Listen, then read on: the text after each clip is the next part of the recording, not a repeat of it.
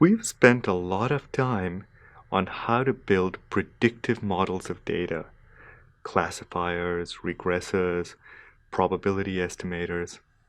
The whole time, we've been assuming that the representation of the data, the features, the distance function, the similarity function, that this representation is just given to us and is somehow fixed.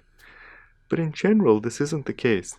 And in fact, the efficacy of these predictive methods, all of them, depends crucially on having a good representation of the data. In a nutshell, good representations make learning easier. And this happens for a variety of reasons in a variety of ways. A good representation brings out the true degrees of freedom in the data. It captures structure in the data at many different scales. It helps screen out noise and downweights irrelevant features. Now, all of these things sound very good, but what do they mean exactly? What do I mean, for instance, when I talk about the degrees of freedom in data? So let's look at an example to make this a bit clearer. Here is a speech signal. It's a one-dimensional time series. When I speak, I agitate the molecules in the air in front of my mouth, and this propagates a wave. When this wave reaches your ear, you have this very thin diaphragm in your ear that wiggles in response to this disturbance. And the signal over here, this one-dimensional signal, is literally just the displacement of that diaphragm. It's the way in which it's wiggling. Okay? So this is a continuous one-dimensional time series. If we want to process it on a computer, for example, if we want to do speech recognition, we have to somehow digitize it and discretize it. How is that usually done? Well, here's one common way. The first thing is to take the speech signal and to divide it into a bunch of overlapping windows, say windows of 25 milliseconds. Okay, so you have a particular window, maybe something like this.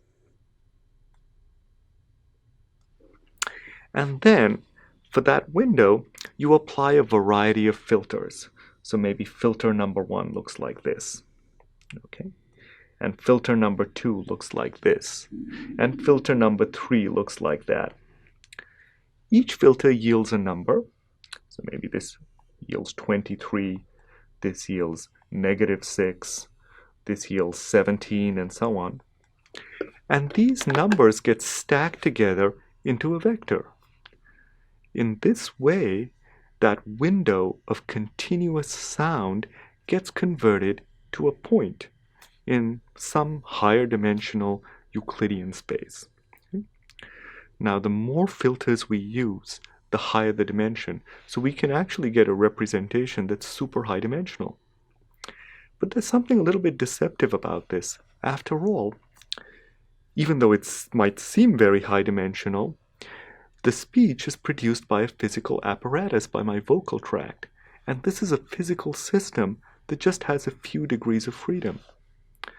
So is there a way to take this very high-dimensional representation, the concatenation of all these filter values, and somehow recover the underlying degrees of freedom? Is there a way to start with that higher dimensional vector and somehow simplify it or compress it into something that really brings out the true underlying structure of this data? Now, this really depends, being able to do this really depends on the relationship between these underlying degrees of freedom and the higher dimensional vector representation. Is it a linear relationship? Is it a nonlinear function?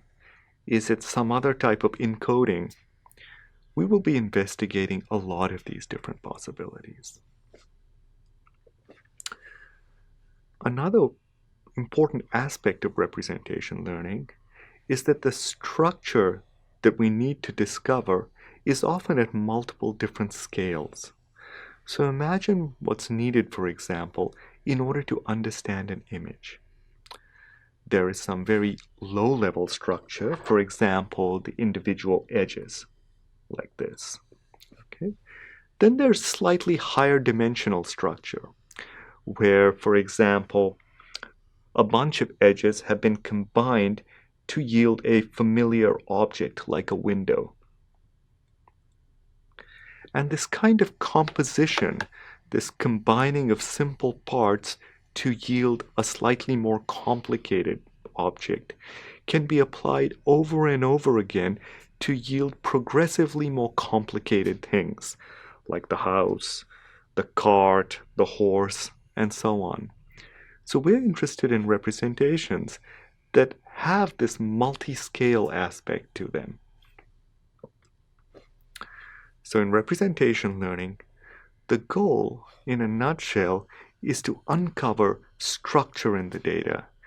And we'll be focusing on certain key types of structure, especially cluster structure and linear projections. Later on, we'll unify a lot of this under the notion of an autoencoder. Now, once a good representation is learned, then it can be used for subsequent predictive modeling, classification, regression, and so on. Or sometimes we don't have a specific predictive task in mind, but we're merely interested in understanding the data better. At the end, what we'll do is to look at ways in which we can combine representation learning with classifier learning. And this is what deep learning strives to do. Okay, so this has been a bit of a roadmap for the upcoming 2 or 3 weeks. What we will do next time is to begin with our first kind of representation learning, clustering.